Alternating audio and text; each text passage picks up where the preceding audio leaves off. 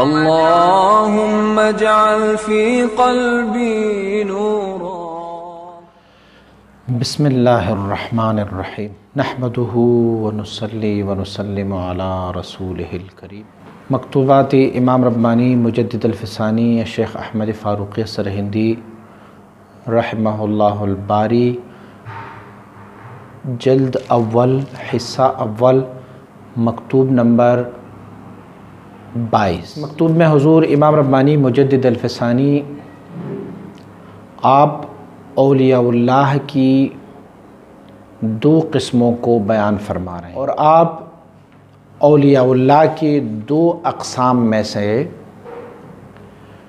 کچھ ایسے بھی تعلق بیان فرماتے ہیں جو روح اور نفس کا آپس میں ملاپ اور آپس میں ایک دوسرے کے ساتھ تعلق کو بھی بیان فرما رہے ہیں. اور اس مکتوب شریف میں آپ فنا، دو قسم کی فنا بیان فرما رہے ہیں کہ ایک فنا جسدی فنا ہے اور ایک فنا روحی ہے. سب سے پہلے فنا کی تعریف سماعت فرمائیں. فنا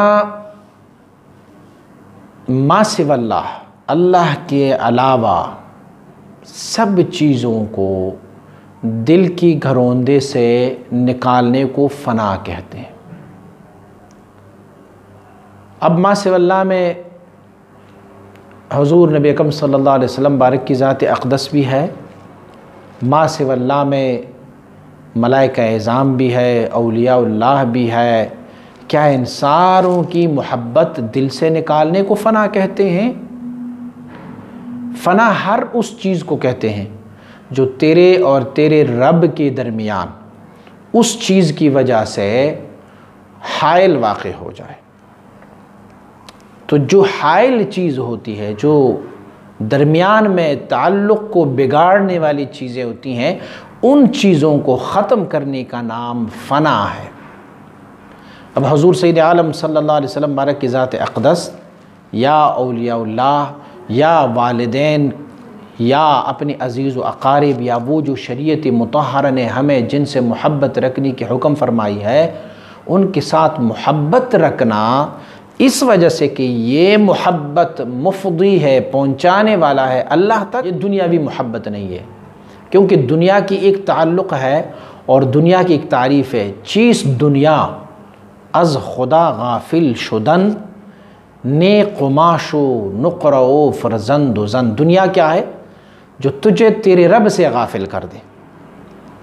پیسے، کپڑے، اس کے علاوہ بیوی اور بچے، یہ دنیا نہیں ہے. اس وقت تک دنیا نہیں ہے جب تک کہ آپ کو اپنے رب سے بیگانہ نہ کر دے.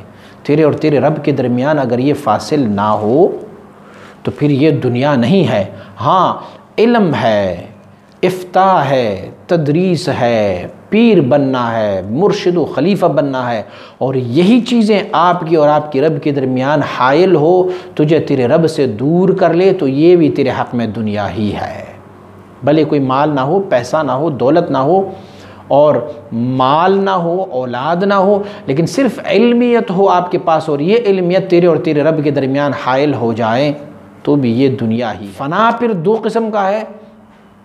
ایک فنا کو کہتے ہیں مطلقی فنا، اور ایک فنا کو کہتے ہیں فنائے مطلق. یعنی جو لفظ مطلق ہے اسے فنا سے پہلے لگائیں گے تو معنی تبدیل ہو، اور اگر اس لفظ کو، مطلق کی لفظ کو فنا کے بعد لگائیں گے تو معنی کچھ اور بن جاتی ہے. فنائے مطلق اس کو کہتے ہیں کہ کوئی بھی بندہ اتنا سا فنا تو ضرور رکھتا ہے کہ جب آذان کی آواز سنتا ہے تو اپنا کاروبار بند کر کے وہ اللہ کی طرف آ جاتے ہیں، نماز کی طرف آ جاتے ہیں.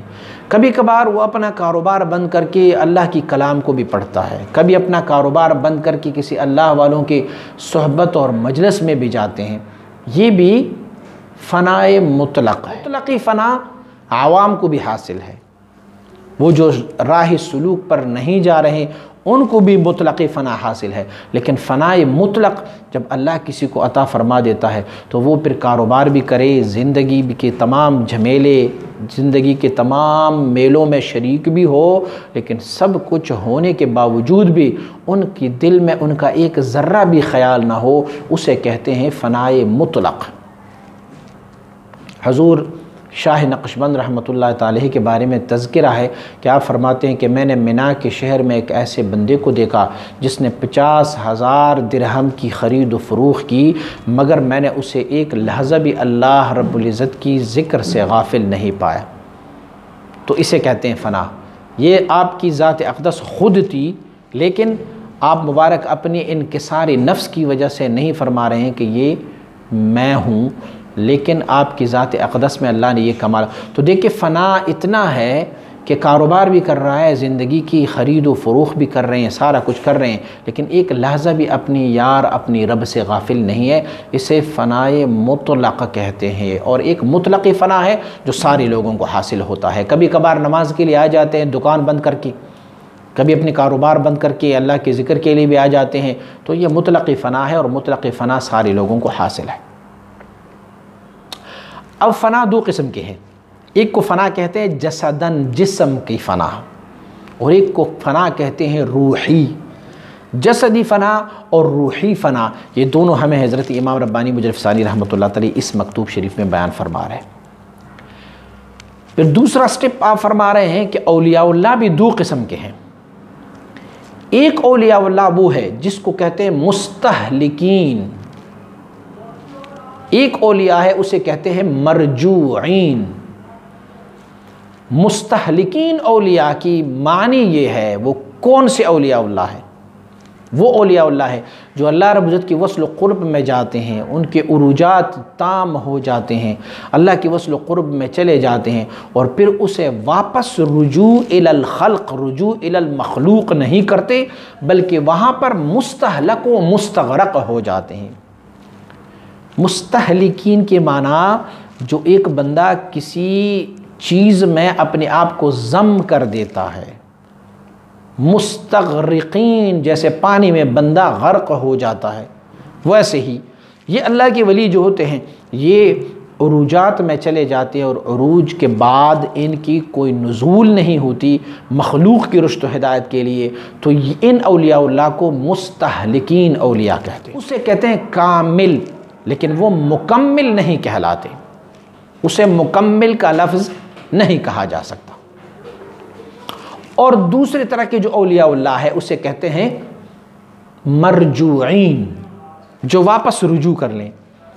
ہر عروج کے بعد پھر ایک نزول کی ضرورت ہوتی ہے، تو کچھ سیر ایسے ہوتے ہیں کہ جو بندے کی روحی سیر ہوتے ہیں، اور ان کا روح عروج کر جاتے ہیں، جب وہ وہاں پر مستہلک اور مستغرق اور واپس رجوع نہ کریں مخلوق کی رشد و ہدایت کے لیے، تو وہ بندہ جو ہے وہ کامل تو ہے لیکن مکمل نہیں ہے، دوسرے کو کمال تک نہیں پہنچا سکتا۔ اور ایک وہ اولیاء اللہ ہے جو مرجوعین ہے، جو واپس رجوع کر لے۔ جو اولیاء اللہ واپس رجوع کر لے تو ان کا کام یہ ہوتا ہے کہ وہ لوگوں کے درمیان رہتے ہوئے بھی لوگوں کو وہ کمالات دے دیتے ہیں جو اس نے اللہ رب العزت کی ذات سے اخذ کی ہوئی۔ اور یہ طریقہ جو ہے یہ انبیاء علیہ السلام کا طریقہ ہے۔ ہر نبی اپنی قوم میں رہا ہے، انبیاء میں سے نبیوں نے شادیاں کی، انبیاء میں سے نبیوں کے اولاد پیدا ہوئے، انبیاء میں سے نبیوں نے کام روزگار کیا ہوا ہے، انبیاء میں سے نبیوں نے اسی ظاہری جسد اور صورت اور شکل کے ساتھ ہوتے ہوئے بھی مخلوق میں، لیکن شان ان کا کیا ہے کہ اس نے اللہ نے ان کو اپنا نبی منتخب فرمایا۔ اور وہ اولیاء اللہ جو مستہلکین ہے تو وہ عزلت نشین ہوتے ہیں۔ عزلت نشین کے معنی یہ ہے کہ وہ کسی ایک کمرے میں بیٹھے ہوتے ہیں، نہ وہ کسی سے ملتے ہیں نہ جلتے ہیں، وہ اپنی عبادات کرتے ہیں، اپنی طاعات اللہ رب العزت کی ذکر و فکر میں لگے رہتے ہیں، لیکن لوگوں سے ان کا کوئی سروکار نہیں ہوتا، اسے عزلت نشین کہتے ہیں۔ اور یہ اولیاء اللہ جو واپس مرجوعین ہوتے ہیں، جو واپس رجوع کرتے ہیں، ان اولیاء اللہ کو عشرت والے کہتے ہیں۔ عشرت والے کہتے ہیں کہ یہ لوگوں میں معاشرتی طور پر لوگوں کے ساتھ رہتے ہیں، کھاتے بھی ہیں، پیتی بھی ہیں، لباس بھی پہنتا ہے، شادیاں بھی کرتے ہیں، بچے بھی پیدا کرتے ہیں، لیکن اس میں اللہ نے کمال یہ رکھا ہوتا ہے کہ یہ اللہ رب العزت کی اس انوار و فیوزات و تجلیات کو لے کے لوگوں میں تقسیم کرتے رہتے ہیں۔